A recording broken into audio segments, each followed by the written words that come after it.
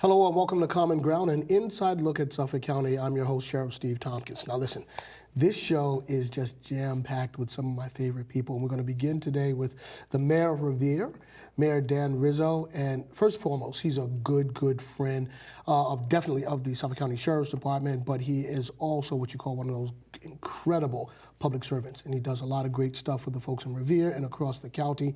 And so, sir, very glad to see you here. Thanks for coming up. I really appreciate it. Sheriff, thank you for that very kind and thoughtful introduction. I appreciate it. And truthful.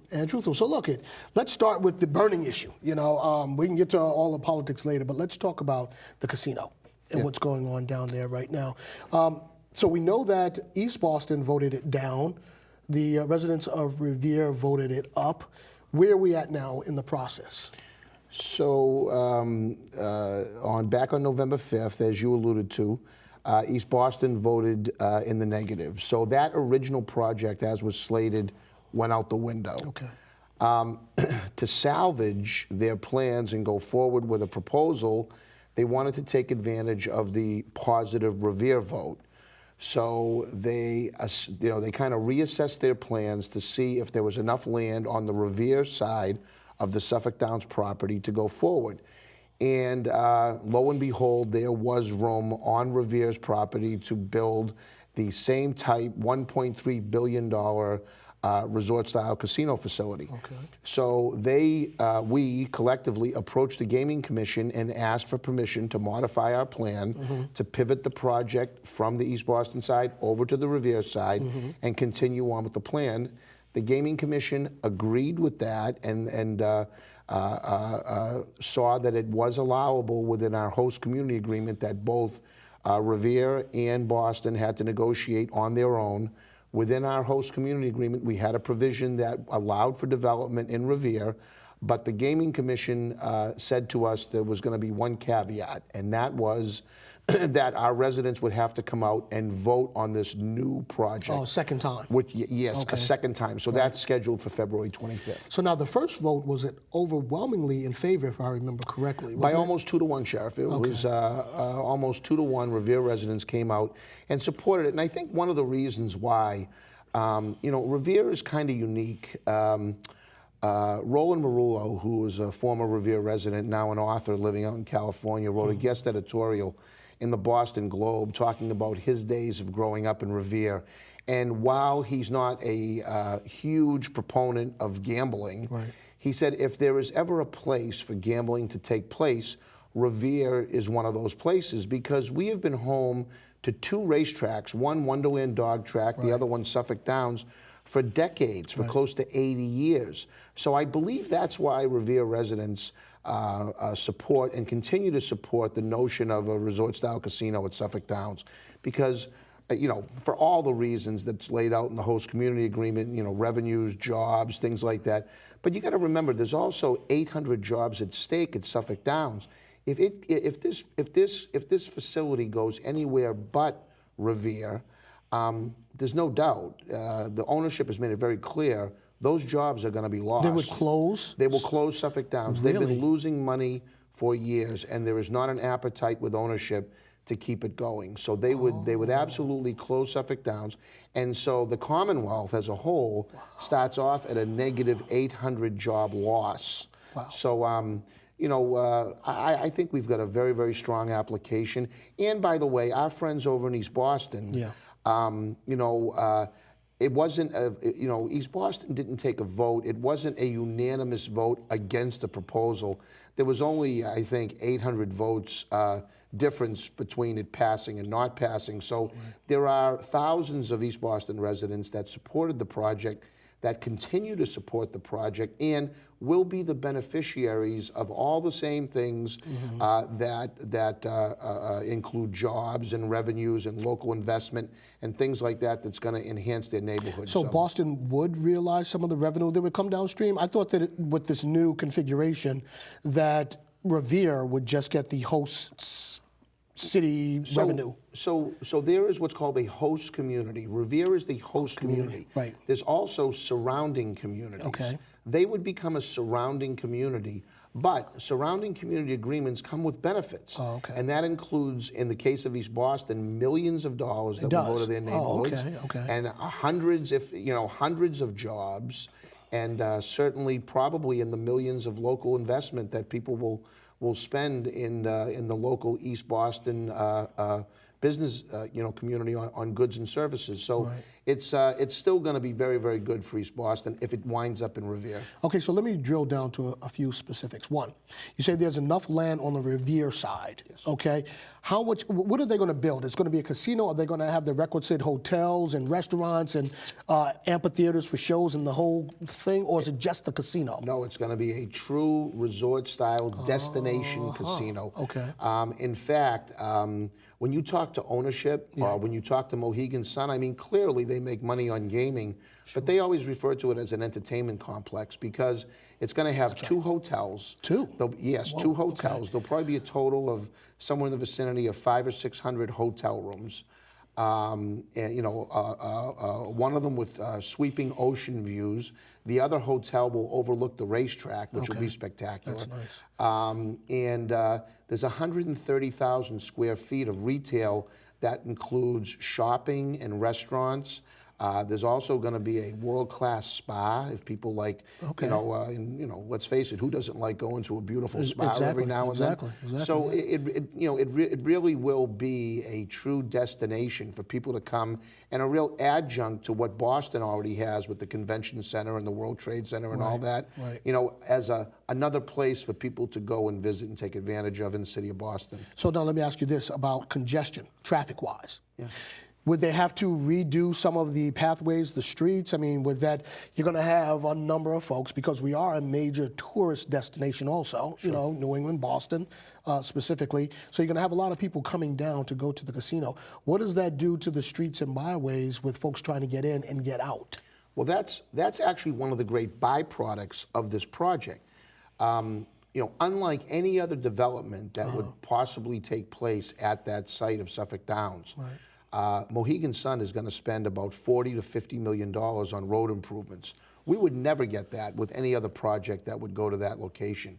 So as a result of these $40 or $50 million of road improvements, it's my belief, and it's their belief, and it's our traffic engineers' belief that the traffic will not only be okay, it will actually improve as a result of this multi-million dollars investment in the roadway system in and out of East Boston and Revere. So it's it seems counterintuitive, and it's hard for people to digest that. To think, geez, there's going to be 10 or 12,000 extra people going to Suffolk Downs. But thinking about that, think about this. Back in the day when Suffolk Downs, before the days of expanded gaming in Connecticut and Keno and all this stuff. Suffolk Downs would have 25,000 people on a Saturday. I mean, they're talking about 10 to 12,000 people a day, and not just showing up at post time like they used to at Suffolk.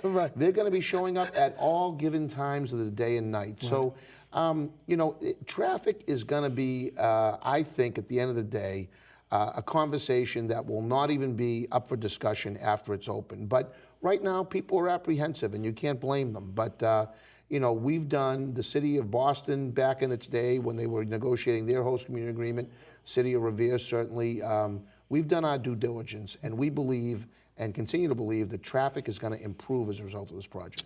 So now, let me ask you this. When you talk about revenue that's going to come down to the city, come down to Revere, what will you guys realize on an annual basis from having a casino there?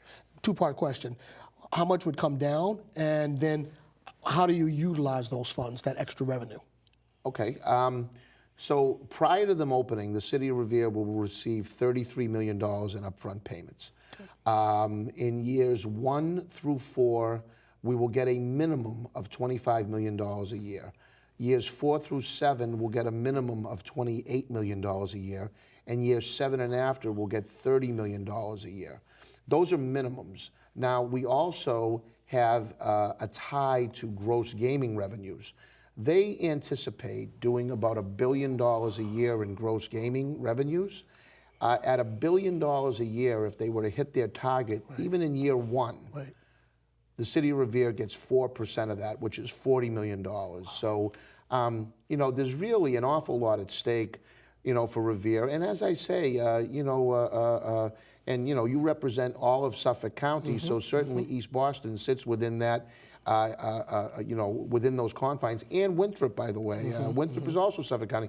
They will also be the recipient of a surrounding community agreement. So there's really an awful lot at stake for all of our communities that, you know, this, we've always looked at this, and I've always looked at it, you know, and have been a staunch supporter, even when it was originally slated to be built completely in East Boston, because I've always viewed it as a real, true regional project. This is going to lift all of our communities collectively, and you know, certainly from the perspective of Suffolk County and you as Sheriff of Suffolk County, it's going to do an awful lot to give us resources, to give our communities resources to you know, do an awful lot of things. And one of those things includes, you know, adding police officers, adding firefighters, making our communities safer, you know, making our communities safer.